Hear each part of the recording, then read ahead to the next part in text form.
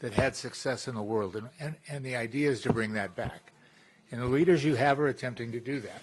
I don't have the answers to all the questions that you're going to have yet. I'm spending the day, and we're back in the midst of this regional instability that has occurred around Syria in the last week. A horrible set of events, which we need to use as a focus for Lebanon today to bring stability and hope to the region. And that's what I think there is. So we're going to continue down that path. We have meetings all day.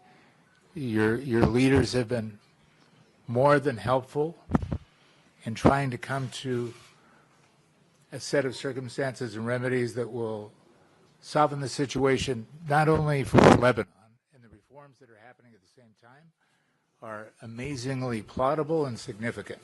So if we bring security along with the economic reforms, that's prosperity. That's where we're going. I'll take a couple of questions and I have to go.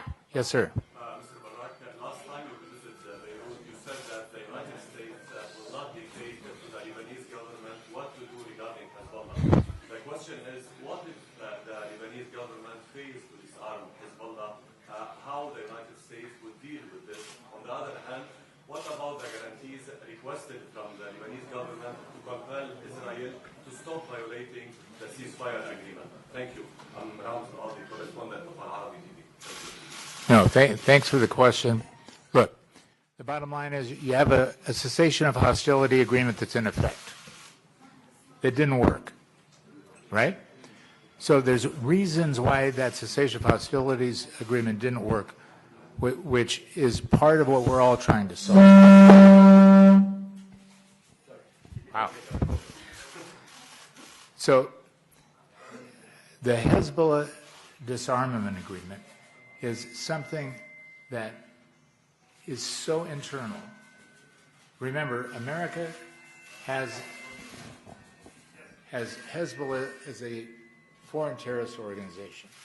So we have no skin in the game in discussing anything with Hezbollah. That's not where we're at. We're discussing with the nation state, your government, how we can help. So when we say what happens to the U.S. if this doesn't happen is disappointment. There's no consequence. It's disappointment. We're here trying to help, trying to influence, trying to usher, trying to bring calm minds together and use our influence on all sides, just influence, to get back to the model that you all want to see, which is a better life for your kids, prosperity, and peace all around us in a very difficult environment. But there's no consequence, there's no threat, there's no whip. We're here on a voluntary basis trying to usher to a solution. That's it. What about the guarantees requested by the Lebanese government?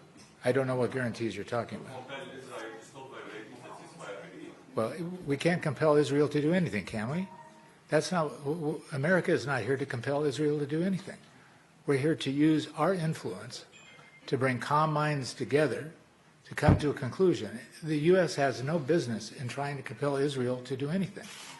We're here, as I said 100 times, to help you come to a conclusion with your neighbors, and it's not just Israel. There's other conditions and components, and it's up to you. It's up to the government. It's up to all of you. When you're fed up with, tribal rivalries, when everybody is finally come to the conclusion that there has to be a better understanding with your neighbors as to how you live. America can only influence. We're not going to have more boots on the ground in an adversarial nature anywhere. We're just not going to do it. Yes, sir. If the Lebanese government does not enforce Hezbollah do you have any plans, the United States, do you have any plans to impose some sanctions against the Lebanese officials? Look, that's way outside of the scope of anything we're thinking at the time. The sanctions against Lebanese officials and the way sanctions are levied is a very complicated matter. It's always something that's available. It's not within the scope of anything we're thinking at the moment. What we're trying to do is to bring peace and tranquility to the process, not add more logs on a fire. What is That's it? right. Excuse me, Mr. Barrack. Some have spoken of two documents. One reportedly received from President Aoun, and another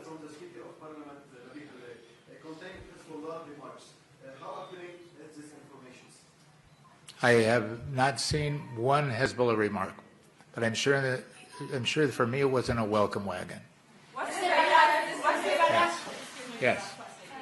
AFP, Lebanon and Syria correspondent. So I asked about Syria. Since everybody asked about Lebanon, how does Washington view the developments in Southern Syria? I'm sorry, I can't hear you. Could you speak into maybe the mic? How does Washington view the developments in Southern Syria? And are these developments affecting the trust that the Trump administration has placed in Syria's new authorities, especially when it comes to protecting minorities and controlling the overall security situation in the country? The way the U.S. in general has reacted to all the events in Syria is with unbelievable concern, pain, empathy, aid, and a realization that in these young, nascent governing entities that are trying to be inclusive of minorities, how important the process of that inclusion and communication is, and the coordination of that with its neighbor, which is Israel. So the pushing together of all of these pieces, remembering you've had 15 years of atrocities going on before this government took place. So what happens is people are unsure. It's not the situation in Lebanon. You have an existing government that people may have questions about, but the government has functioned, and it's functioned with its minority elements and with LAF. You have a military that's established and that people understand. You have a new government in Syria that's been in existence for 7 months. You have existing minorities and tribes that have lived most of their children's lives in chaos in another government. So when things happen, they resort to their tribe. It's individual, family, tribe, and then nation last. So what's happened is horrible. It's unthinkable. And the hope is that out of this, a consolidation of these issues occurs quicker. But you have a Syrian government in effect. They need to be held accountable. They also need to be given the responsibility that they're there to do. And part of these problems was a communication amongst all these entities that just did not function. I'm going to have to leave. If you want me to help, I need to leave to go to the next meeting. So thank you so much.